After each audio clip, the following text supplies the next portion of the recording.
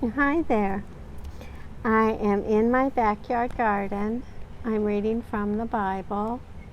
Today I'm reading from the book of John, the Gospel according to John, chapter number 6.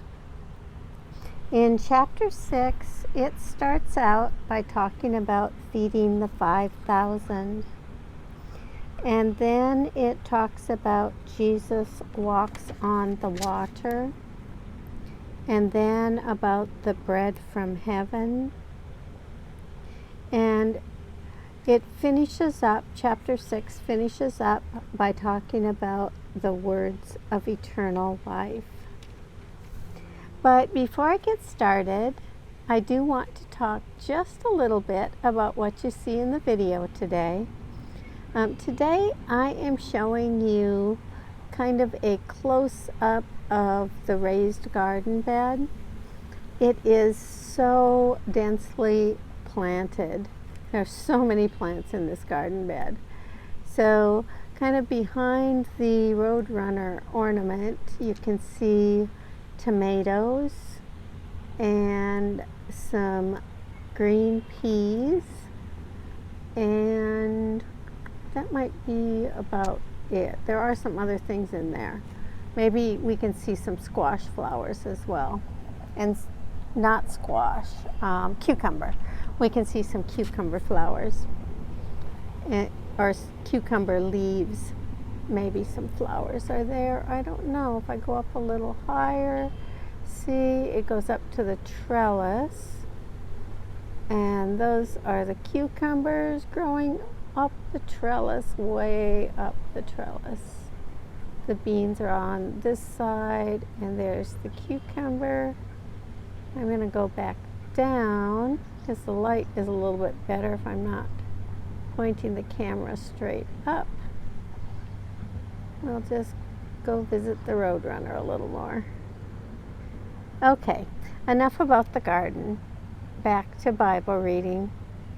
Today I'm reading from the book of John, the Gospel according to John, chapter number 6. The reading begins. After this, Jesus went to the other side of the Sea of Galilee, also called the Sea of Tiberias. A large crowd kept following him, because they saw the signs that he was doing for the sick. Jesus went up the mountain and sat down there with his disciples. Now, the Passover, the festival of the Jews, was near. When he looked up and saw a large crowd coming toward him, Jesus said to Philip, "Where are we to buy bread for these people to eat?" He said this to test him, for he himself knew what he was going to do. Philip answered him, 6 months' wages would not buy enough bread for each of them to get a little.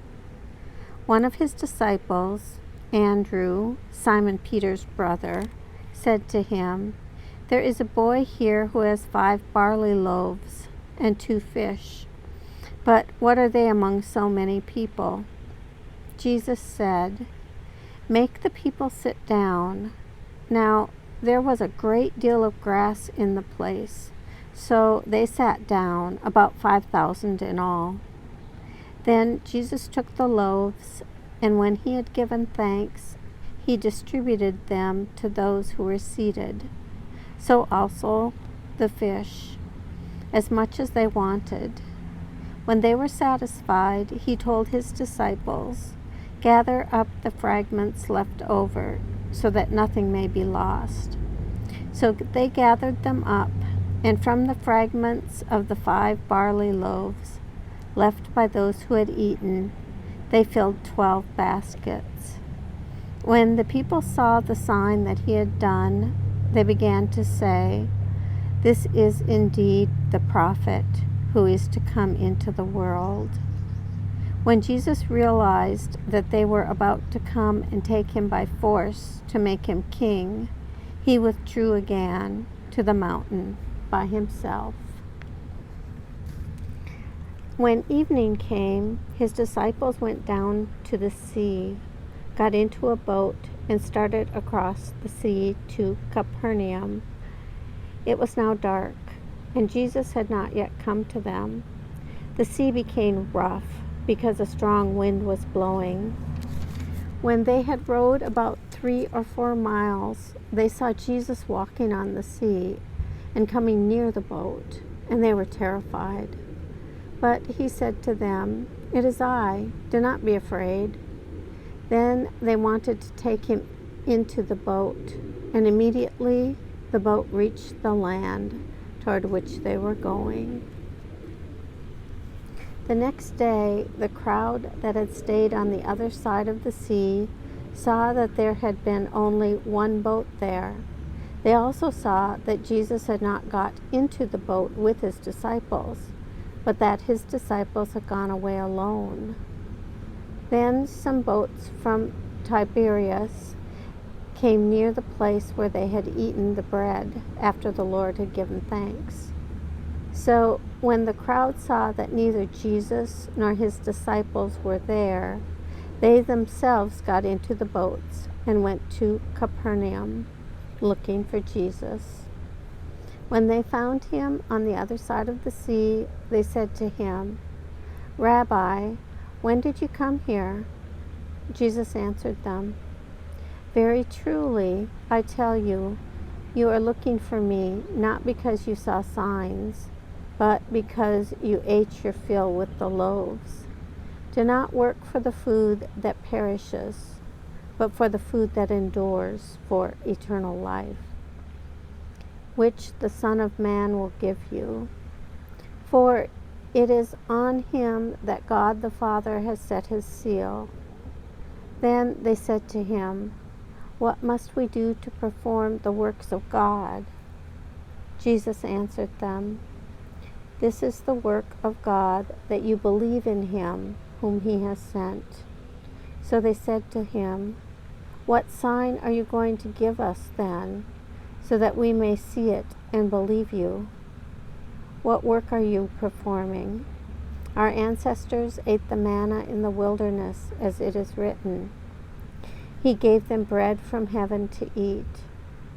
Then Jesus said to them, "Very truly, I tell you, it was not Moses who gave you the bread from heaven, but it is my Father who gives you the true bread from heaven.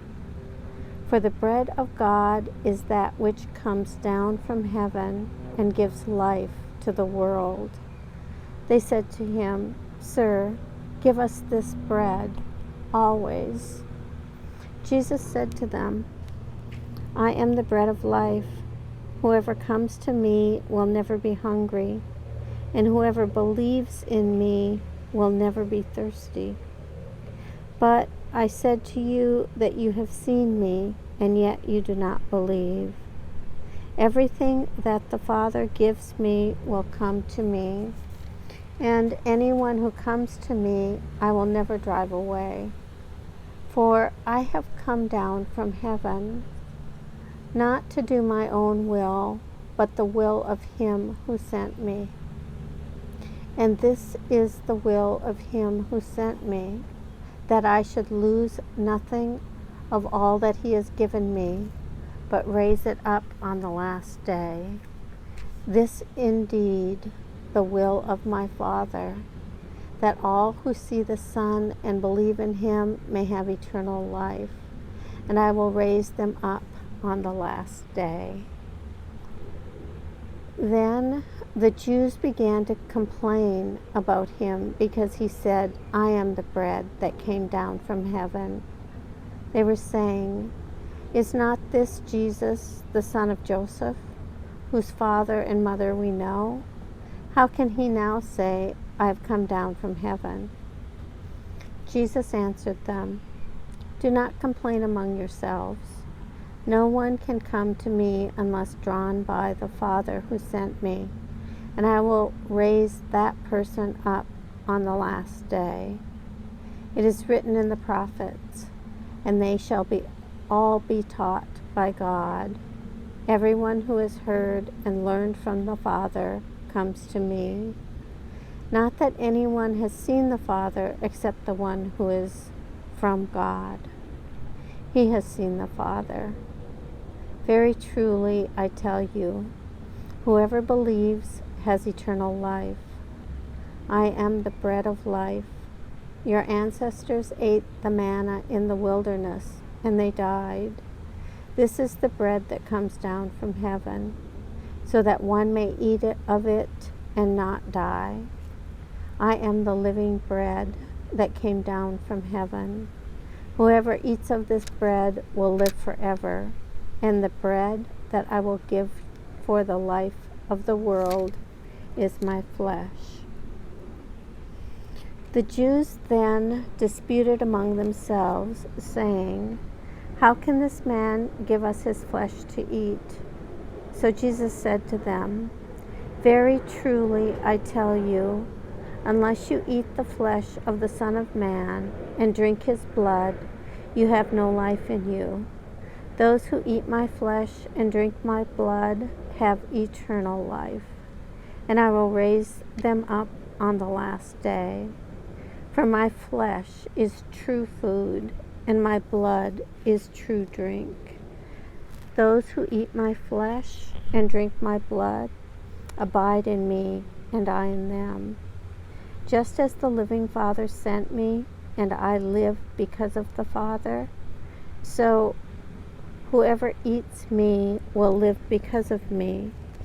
This is the bread that came down from heaven, not like that which your ancestors ate, and they died. But the one who eats this bread will live forever." He said these things while he was teaching in the synagogue at Capernaum. When many of his disciples heard it, they said, "This teaching is difficult. Who can accept it?" But Jesus, being aware that his disciples were complaining about it, said to them, "Does this offend you? Then what if you were to see the Son of Man ascending to where he was before? It is the Spirit that gives life. The flesh is useless. The words that I have spoken to you are spirit and life.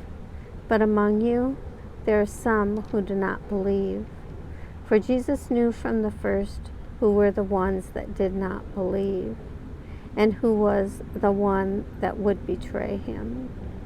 And he said, "For this reason I have told you that no one can come to me unless it is granted by the Father."